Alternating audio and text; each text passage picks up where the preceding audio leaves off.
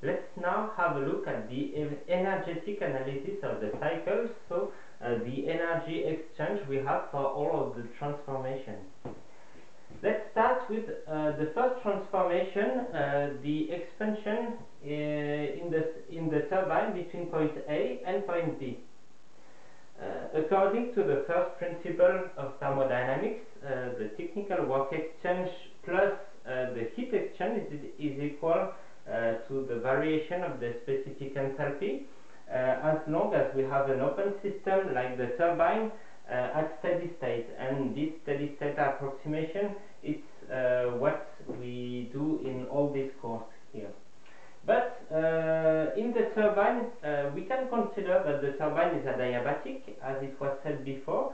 In that case, QAB is equal to 0, and the technical work exchange from A to B is thus directly equal to the variation of the specific enthalpy from A to B. So we can write this technical work exchange is equal to HB minus HA. So if we are able to place properly point A and point B in a diagram, we can just read the specific enthalpy and calculate easily the technical work that is exchanged between the fluid and the turbine blade. And that's something we want to know, because that's what is producing the power of the turbine that can be useful from the whole cycle. It's a motor cycle here. However, in order to place B, we need to be able to know how much irreversibilities we have and how much entropy creation we had from the entropy SA we had at the inlet to the one we have at point B at the outlet.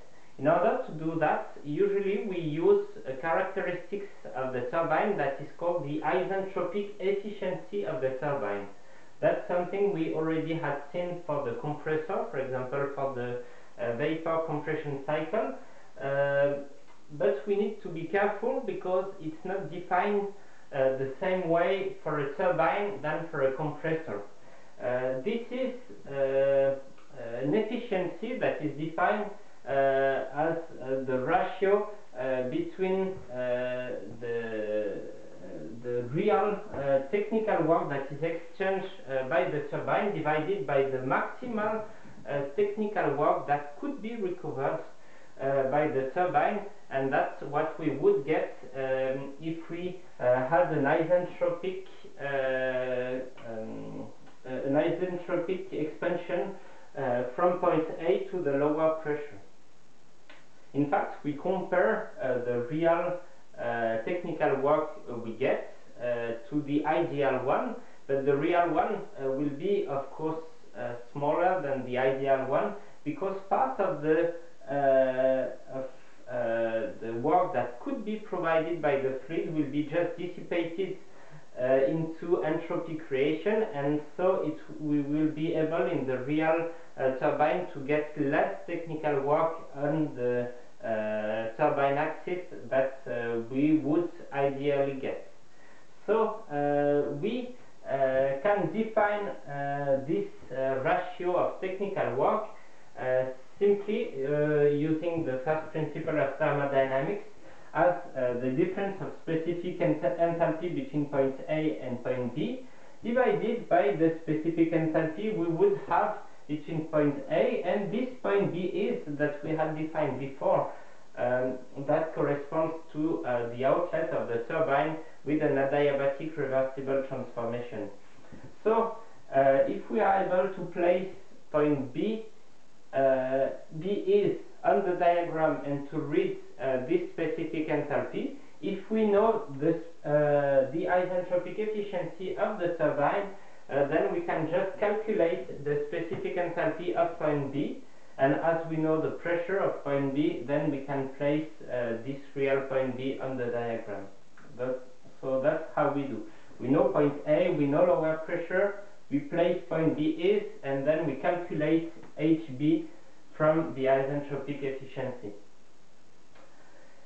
One last thing I can say also on this technical work is that we have a negative value because the specific enthalpy of point B is lower than point A, and that's due to the fact that the fluid is giving a technical work to the mechanical axis of the turbine. Second transformation from B to C, we have a heat exchange in the heat exchanger. In that case, of course, there's no technical work exchange because there's no moving part in the heat exchanger. So according to the first principle of thermodynamics, the specific heat exchange is directly equal to the specific enthalpy variation, Hc minus Hb, and once again we get a negative value because the fluid, the working fluid is giving heat to the secondary fluid in the condenser. Third transformation is in the pump, and here we'll do a big approximation.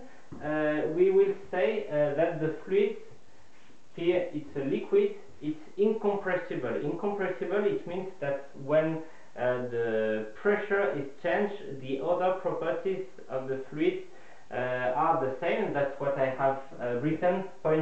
Point C is considered as being the same than point D, except for the pressure. The pressure of D is higher than the pressure of point C. The consequence is that the specific enthalpy of point D is equal to the specific enthalpy of point C, and consequently, as we don't have any heat transfer, we also don't have any technical work transfer in the pump. That's a bit strange to say that we don't have any specific work needed in order to compress the liquids in the pump. It's like if there's no energy consumption of the pump. But as any approximation, we can do this approximation compared to something else. And here, to what could we compare it? The idea is to compare the technical work that is exchanged at the pump with the technical work that is exchanged at the turbine. And if we take into account the real compressibility of the fluid, usually we can calculate that the technical work across the pump is less than 0.3% of the technical work we have across the turbine. So in reality, we can do quite accurately this approximation that there's no technical work across the pump. So we will be able to neglect this technical work between C and D. Last transformation from D to A.